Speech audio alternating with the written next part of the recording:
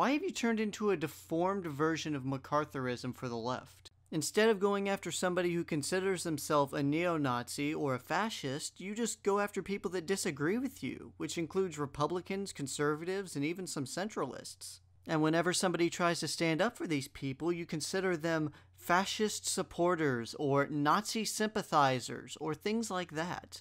Don't you see whenever you do that, you're just muddying the water and making everybody that disagrees with you seem like they're terrible people? I couldn't help but notice some people in your movement may be telling those questioning or doubting your actions to look at history to see the tyranny of fascism as why you oppose it. Well, let's look at examples of fascism in history, such as Mussolini's black shirts or even violent anti-fascist uprisings like the Years of Lead that led to people sympathizing with fascists and violently fighting back. Well, the violence that took place tonight, I'm not condemning the violence.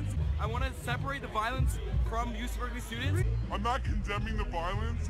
I'm not condemning the violence. If you really want people to be sympathetic to your cause, why aren't you leading by example and denouncing violent and destructive behavior, instead of ironically acting in the way of fascism yourselves? The desire to increase one's status through the ownership of private property, land, homes, businesses, motivates so many people's physical and mental activity. What will drive these people to work as hard as they do to better both themselves and society by extension if we take away their ability to achieve this fundamental goal, to increase their personal and professional status through the creation and ownership of private property? How exactly is it that you think violent protests and riots will lead to the abolition of the state and the establishment of an anarcho-communist society? Seriously, what's the causal mechanism there? Because I'm just not seeing it.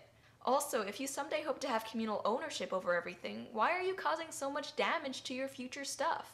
With no overarching state apparatus to keep administrative records of everything and no markets to manage supply and demand, how would you anarcho-communists manage the distribution of resources in your society? Would people just wander around and take whatever they need, like a casual arrangement, and just everyone agree to be cool? How can you possibly defend the actions of anarchist Catalonia in conscripting and enslaving political enemies? How are you any different from the Marxists who say that it's okay to conscript and enslave ANCOMs to preserve their revolution? Don't you find it hypocritical in the slightest that you claim to fight fascists, but you do exactly what fascists do?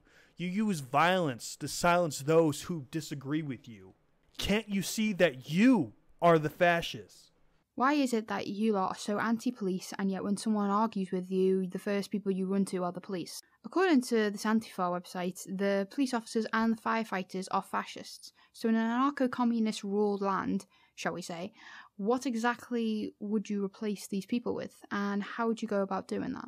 Say you get everything you want. You overthrow the government, you somehow manage to enforce communism without a new system of government, and you get rid of all those useless things like police, firefighters, EMTs, etc. Let's even assume you have a solution to replace those public services without them being government sanctioned. How do you plan to prevent a system of government from re-emerging naturally? You might not realize this, but to a certain extent, people want to be led. That's why religions and ideologies are so popular, and it's also why it's so easy to get a mob going. So how do you plan to counteract that natural instinct to be governed?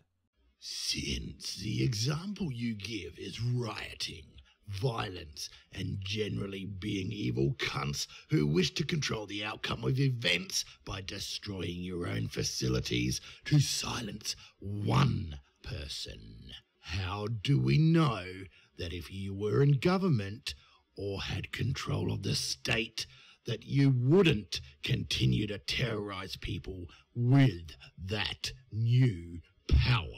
Do we simply take your word? And what is your word worth if you go to such extremes to silence those that differ? Are you sure you want to be the revolutionaries that instill the communist utopia that you so want? I only ask this because throughout history, after every single revolution, the first thing that always happens when a new government takes power is they take all the revolutionaries out the back and blow their brains out. Are you sure you want to instill a type of government that cannot coexist with any other isms? And are you willing to take the risk that you might be executed to make this a reality?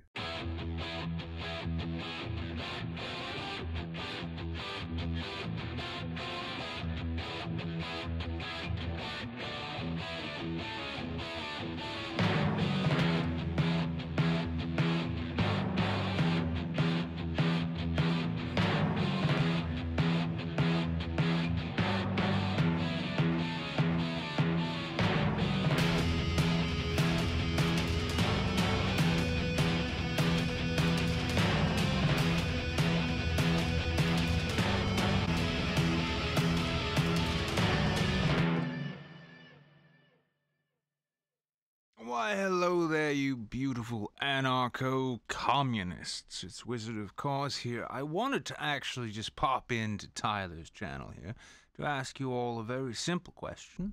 It's very similar to the question I asked your anarcho-capitalist counterparts over on the Black and Gold, Black and Gold, Black and Gold set. So, the question is pretty simple, straightforward, and uncomplicated. What, if any, measures do you take to account for the nature of power as you sit around dreaming about this glorious revolution you hope to see happen?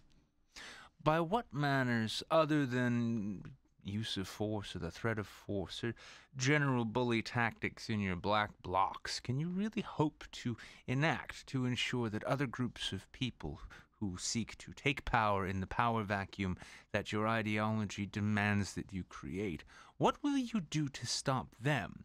And should it prove that their numbers and strength be greater than your own, being that you sought to use destruction, violence, threats of violence, and rhetoric to bring about your revolution in the first place, I have to wonder, would that not make them right by virtue of their tactics simply being the same as yours, except more effective? So again, I'll reiterate the question, how do you account for power?